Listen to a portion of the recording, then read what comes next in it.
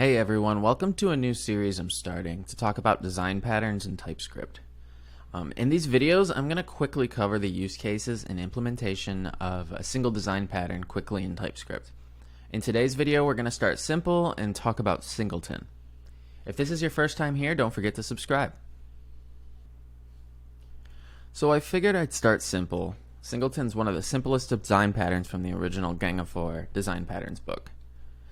If you're interested in checking that book out, it's called Design Patterns, Elements of Reusable Object-Oriented Software, and it's a super influential design patterns book. I'll put a link in the description for you. So a singleton is considered a creational design pattern, and it's used when we only want to have one instance of something and only one. So this is pretty good for globally accessible objects, and it's useful in cases like building a logger or database connections.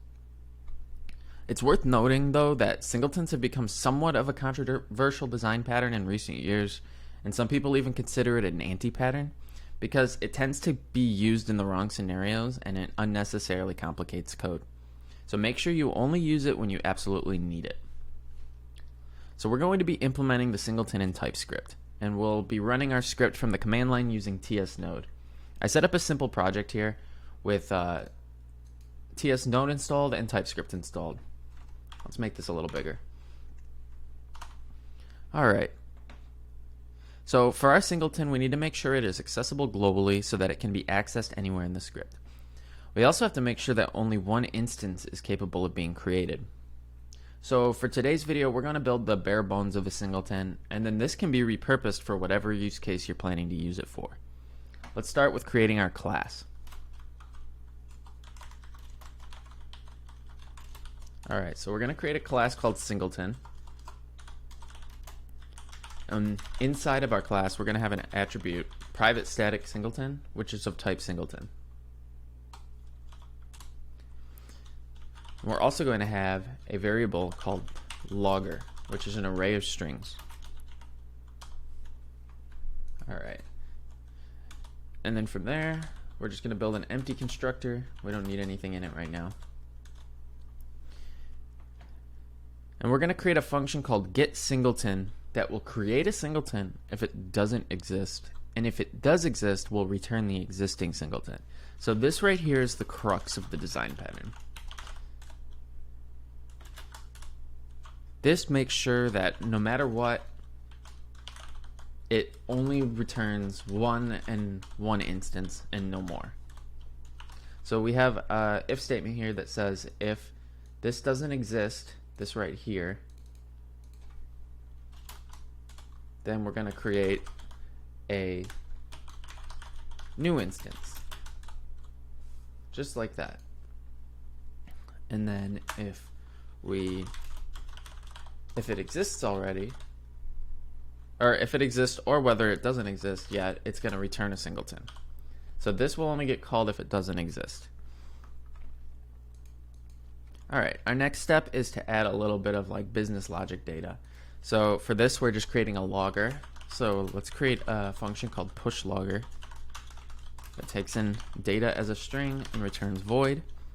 And all this is going to do is this.logger.push data. So anytime this is called, we are just pushing data to this globally accessible singleton object. Alright, and then from here, let's create a function called getLogger so that we can look at the logger, which is of type string array. Return this dot logger. Alright, so this is the basic singleton class. It's pretty straightforward. There's not a lot to singleton. It's probably one of the simplest design patterns to understand. So let's use it. I'm going to create a variable called single1, singleton get singleton, and then let's create another one called single2, and we're going to do the same thing. So if all goes well, these two should be equal to each other. So if single2 equals single1, console.log, our singleton is working properly. Let's test that. So like I said, I just have TS Node installed and we'll just run the script. Awesome. We got what we were looking for. So from here, let's show how this works a little bit. Let's push data into the logger. So let's go single1.push logger, first entry of logger. And then let's go single2.push logger, second entry of logger. So if all goes according to plan, we should try to get the logger info. And we're just gonna do single1.get logger, because if the singleton worked, this should return both entries. Awesome. So as you can see, despite the fact that we created 2 instances, we got both entries of the logger. So this is a really simple example. Like I said, for this first video, we're not going to go into too much detail, but I hope today's video was useful and you learned a little bit about singletons and how to use them. Are there any design patterns you'd like to see implemented in TypeScript? If so, comment below and let me know. Have a great day, everyone.